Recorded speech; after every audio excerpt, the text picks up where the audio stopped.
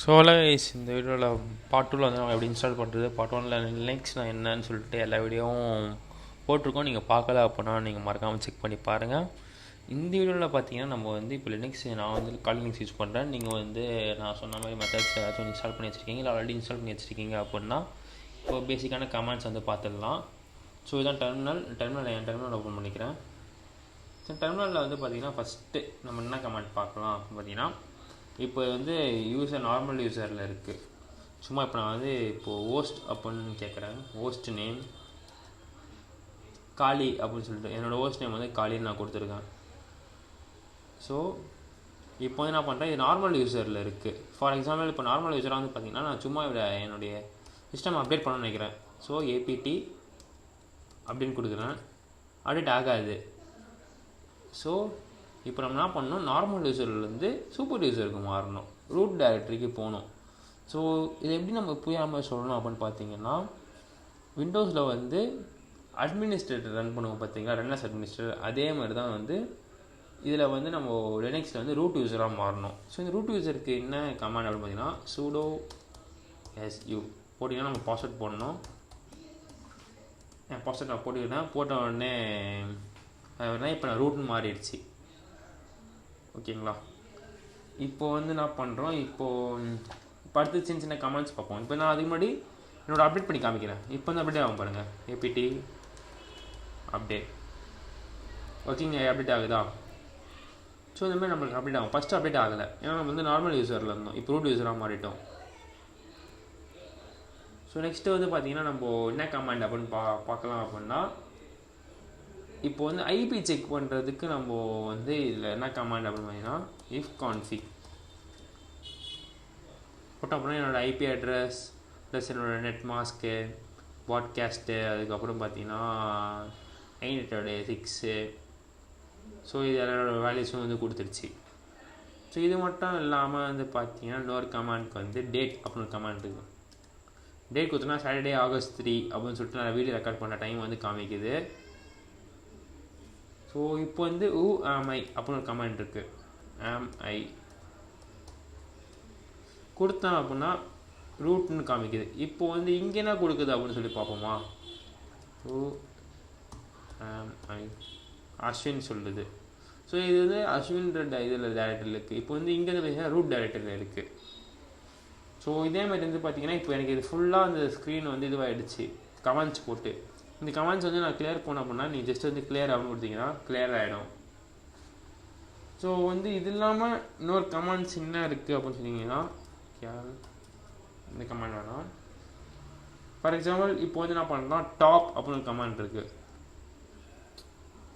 Top command வந்து பார்த்தீங்கன்னா நம்மளுக்கு என்னென்ன ரன் ஆகிட்டுருக்கு அப்படின்னு சொல்லிட்டு உங்களுக்கு எல்லா டீட்டெயில்ஸுமே நமக்கு காமிக்கும், கரண்ட்டாக என்ன ரன் ஆகிட்டுருக்குன்னு சொல்லிட்டு. ஸோ இது ஃபுல் ஸ்க்ரீன் போட்டு காமிக்கிறேன். சின்ன டேட்டா ஆக்டிவாக இருக்குது அப்படின்னு சொல்லிட்டு எல்லாமே ரன் ஆகிட்டு ப்ராசஸ் போயிட்டுருக்குன்னு சொல்லிட்டு எல்லாமே காமிக்குதா. இப்போ இதில் நான் வெளியே வரணும் அப்படின்னா Ctrl+C நீங்கள் கொடுக்கணும். மேக் யூஸராக இருந்தீங்கன்னா Ctrl+Z இல்லை Q கொடுத்தீங்கன்னா உங்களுக்கு வெளியே வந்துடும்.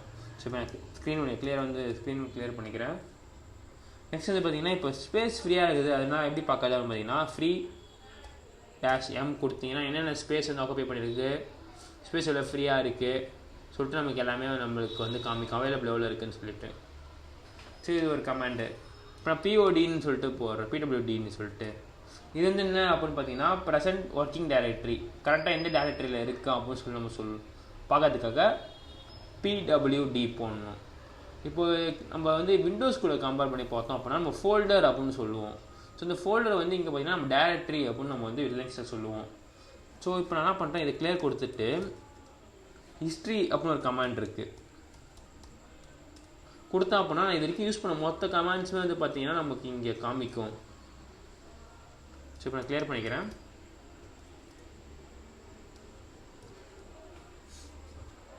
ஸோ இப்போ வந்து எனக்கு ஒரு சில கமாண்ட்ஸ் தெரில அப்படின்னா நான் எப்படி பார்க்கலாம் அப்படின்னா, மேன் அப்படின்னு ஒரு கமாண்ட் இருக்குது. இப்போ மேன்னு போட்டு who am I அப்படின்னு சொல்லி கொடுக்குறேன். ஸோ இந்த கமாண்ட் எதுக்காக யூஸ் பண்ணணும் அப்படின்னு சொல்லிட்டு நம்மளுக்கு வந்து கொடுத்துருக்காங்க.